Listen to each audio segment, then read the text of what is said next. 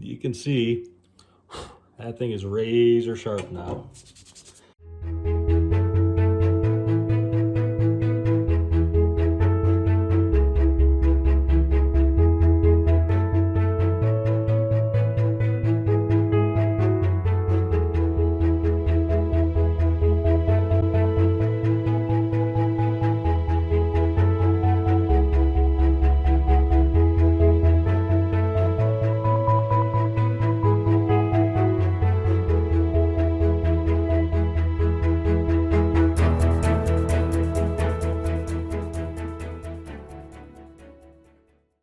All right, everybody, so this is exactly how I do my knives at the beginning of the year. You just maintain it throughout the rest of the year using a sharpening steel, or we're starting off, like I said, with that $25 or so knife right here.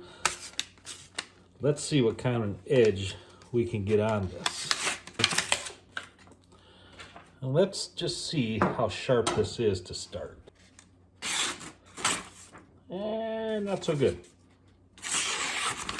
Not terrible.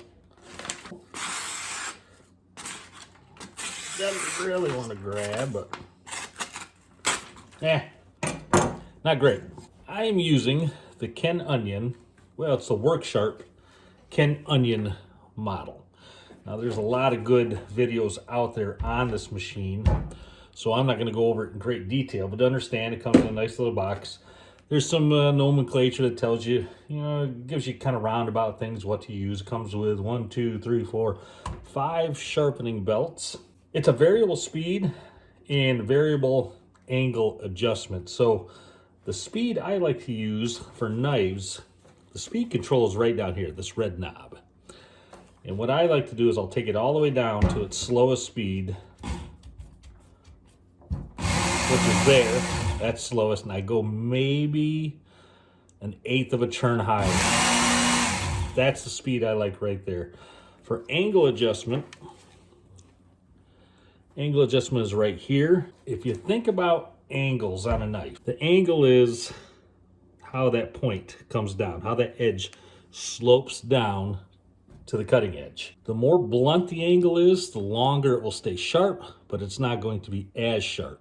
The finer the edge is, or finer the angle, the sharper it will be, but the less likely it will be to hold an edge for a long time. So every knife has a happy medium someplace in it. The knives that I use, right about 22 to 23 degrees seems to work really well for me. These Ken Onions, they're adjustable from 15 degrees all the way up to 30 degrees, and I have mine set right now on 22. So let's see how 22 works on this knife. Now, when you use these, this is your angle guide right here, this black piece.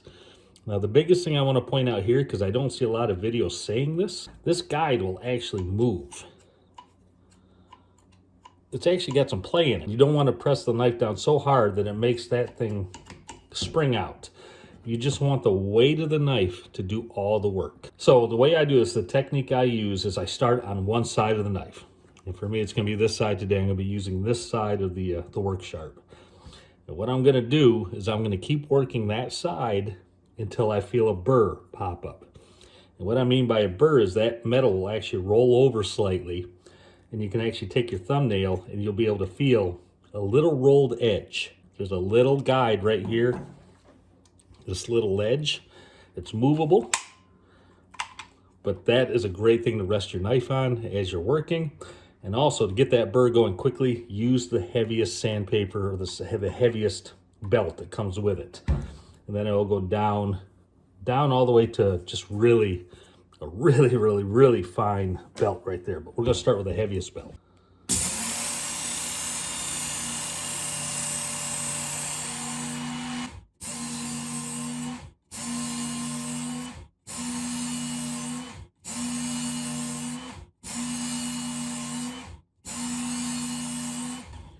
One thing you want to remember, as you can see, as I'm bringing that knife through, I'm angling it upwards so it always has contact with that belt.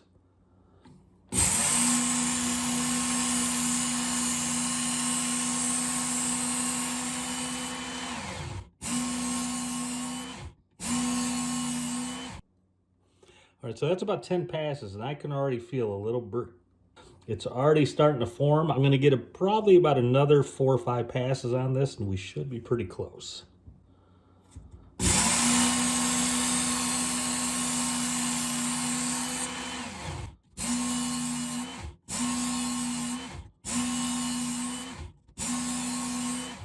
Yeah, we're starting to get a nice burr on that side now. That edge is rolled over.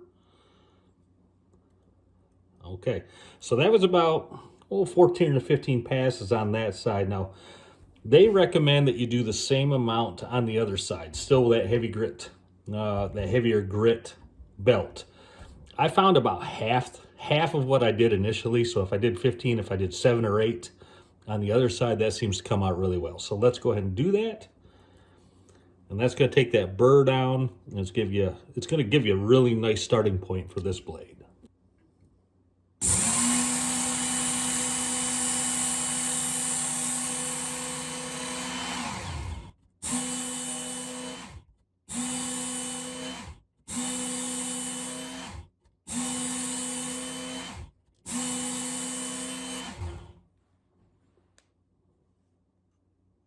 Okay, I can start to feel that that edge is coming along really nicely. It's already night and day difference over what it started at. All right, we're definitely getting in the right direction. Now I can feel a burr starting on the opposite side, which means we're in the place now we can start working this blade. So I'm going to drop down to the next finer level of belt. Now I'm going to start alternating back and forth. Instead of several passes on one side, I'm going to go 1, 1, 1, 1, 1, 1.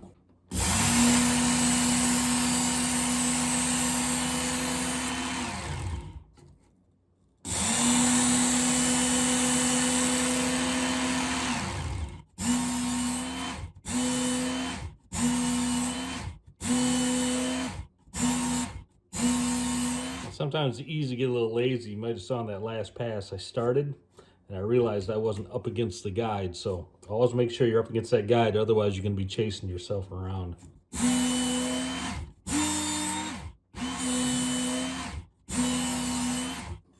All right, so that was about a half dozen or so passes on that belt.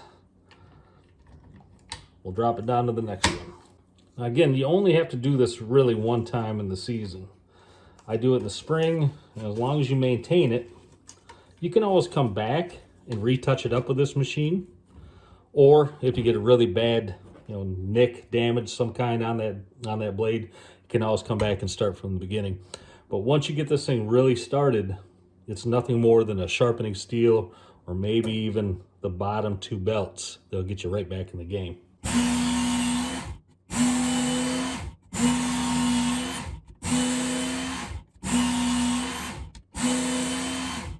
Definitely making nice progress now. Let's drop it down, next one.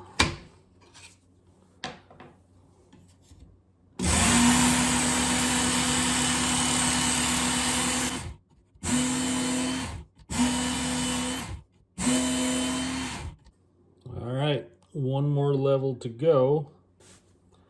That's definitely getting there. You can probably see that hair that I just took off my arm.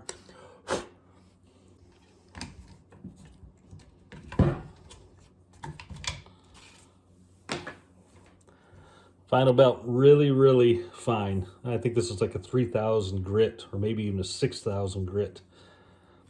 It's like putting a noodle on here.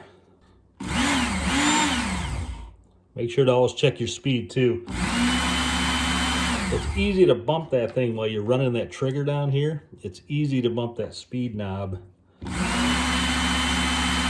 And you get varying speeds. I like to stay at the same speed every time. So final belt, final passes. Probably about a half dozen or so, 6 to 8 passes.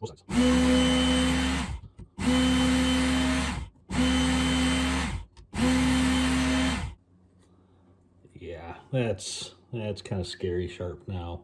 There's still one more step to get this thing to where I really like it. Okay, final step, leather strop. Now, for the longest time, I thought that it was pronounced leather strap, but it's S-T-R-O-P, and this is just a piece of, I don't know, 1/8 inch leather right here. That, remember, keep the blade away from you, the sharp edge, the dangerous edge, keep that away from you as you're working. Now, I only do this maybe 6 to 10 times. It doesn't take much, and this just gives you that final, fine edge on the blade. So just give it a little tension. Like I said, start with the blade away from you, bring it back. Try to hold about the same angle that you put on there with the Eversharp. So 20, 25 degrees, somewhere there. I'll bring it back. I'll turn around. Now the edge is towards me now, but I'm working away from me, so it's okay. So I'm always working the sharp edge away from me. And I'll start at that base like you see, and I'll pull up, make sure to get the tip. Same thing here. I'll go down, try to get the tip.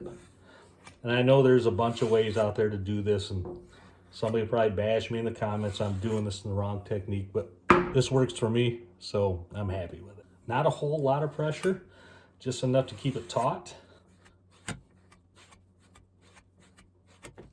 Oh yeah, we're definitely getting there right now. Let's see here. I'm already bald from the last time, but you can see that thing is razor sharp now. Losing a little hair. All right, let's see what we're at on the paper. Oh yeah.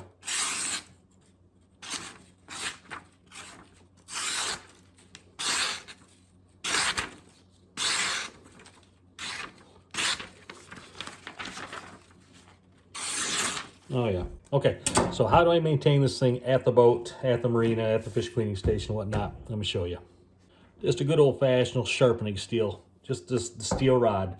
So the one I have at the boat is actually about that much longer. Now I watch, you know, shows on TV where the professional chefs are. That's great. Those guys do that thing every day. But for me, it's all about holding the right angle. So my hands are not calibrated probably like a professional chef. So for me to find the angle, I stick that thing right down like that. I will guesstimate the angle. Now I'm not working two hands against the other, or one hand against the other rather. Now I'm just going to pull it right down along the edge, right at about the angle that I feel is right around that 20 to 25 degree mark. And now I'm only having to get the angle right with one hand. Now I'll start with a little pressure on the blade. When the first 2 or 3, 4 or 5 passes, I'll give it a little pressure, not a lot, just a little. And then the last 4 or 5 passes, I'm just basically letting it float right against it.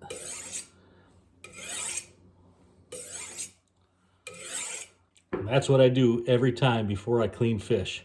I will grab my sharpening steel, plop it down on the fish cleaning station, give it a dozen passes or so, and you're going to maintain your edge that way. Again, if you're cutting a bunch of hard bone fish like lake trout are knife killers. You may want to run it back over the old Ken onion a few times. It may be necessary, but what I found over the years is just starting with a good edge, like you just put on there with that Ken onion. Start with that good edge. It's much easier to maintain throughout the year. So that's it, everybody. Go sharpen your knives, get ready for spring. It's that time of the year. You're gonna like how your knives cut.